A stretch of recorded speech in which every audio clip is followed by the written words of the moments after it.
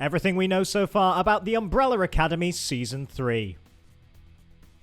Hi guys, James Wilson-Taylor here for Rock Sounds. Now, The Umbrella Academy, the Netflix adaptation of the comic book series created by My Chemical Romance frontman Gerard Way, is scheduled to return for a third season. And we do know that filming on the 10-episode run is set to begin next month, February 2021, in Toronto. And now, thanks to a couple of big online announcements, we can start to piece together what to expect from this next season. So I will say right now, if you haven't finished Season 2, this is your opportunity to turn away, switch off this video, and come back when you've completed it. This is your spoiler alert, people. You have been warned. Right. End of Season 2. Let's remember what happened, shall we?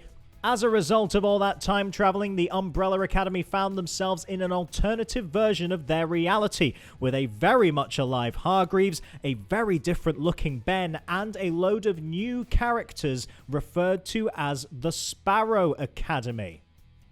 Well, these new characters are certainly expected to be the focus of the latest season. Showrunner Steve Blackman unveiled via his Instagram that the first episode will be entitled Meet the Family, rather appropriate. And in an interview with Forbes last summer, Gerard Way said that Volume 4 of the comic book series will be entitled The Sparrow Academy. He said, quote, "It deals with a very big reveal in the Umbrella Academy universe, something that had been secret for a long time, and our siblings learn a lot about what was happening behind the scenes, as well as discovering the true nature of some characters that have been with them since the beginning. The series finally starts to answer the question, what about the other babies born on that day in that moment? The Umbrella Academy siblings are not alone in the world anymore." Well, now Netflix have revealed the actors that will be portraying the roles of the Sparrow Academy, with little character breakdowns too, giving us an insight in what to expect. Justin Cornwell will play the role of Marcus, described as a charming, chiseled colossus. Honest, virtuous, and demanding, Marcus keeps the family together. Brittany Alford plays the role of Faye, described as the smartest person in the room and willing to work things out, but if you cross her, there's no looking back. Jake Epstein will play Alfonso. Years of crime fighting have left his face and body with countless visual reminders of his battles. To compensate, he is armed with a caustic and biting sense of humor. Genesis Rodriguez will play Sloane, who is described as a romantic and a dreamer who feels a higher cosmic calling, leaving her eager to see the world and experience a life beyond her upbringing. Cassie David will play Jamie. She is a loner hidden under a hoodie. She doesn't say much because she doesn't have to and has a fear-inducing snarl. But of course, the casting announcement that's really got fans excited is the role of Christopher, aka Sparrow Number 7, who is played by a newcomer entitled Existential Dread-Inducing Psychronium Cube. Christopher is a telekinetic cube of unknown origin and can turn the room freezing cold and induce paralyzing fear.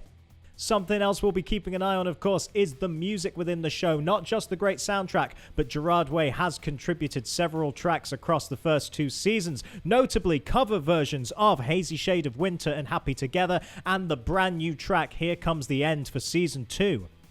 So while we wait for more news, let's throw back to last summer when we caught up with cast members Robert Sheehan and Tom Hopper to talk to them about how much they have learned from Gerard Way about developing their own characters on the show. I was kind of badgering Gerard in a few different ways, and all of this sort of feeds into the psyche of it.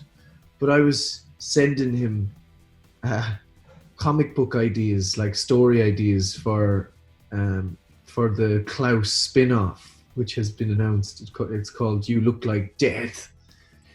And I come up with a couple of good ideas. I was like, Gerard, mate, this is a brilliant episode of your comic book. Has he taken you up on any of them? Very diplomatically and very nicely. He was like, hey, thanks, man. That's really sweet. Thank you for those ideas.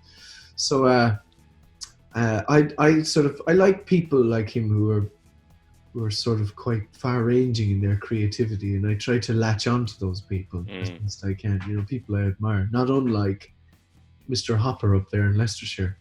Very nice to hear that. Got the claws in you now, Hopper. Not letting him go.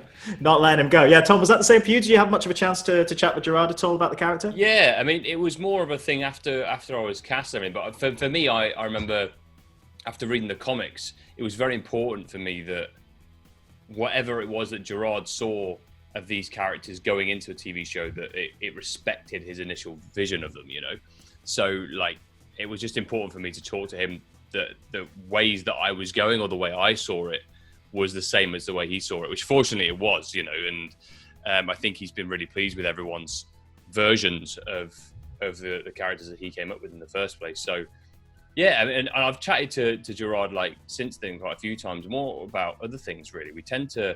That's the weird thing when you're sort of immersed in the show. You tend to want to talk about other things other than the show, Yeah.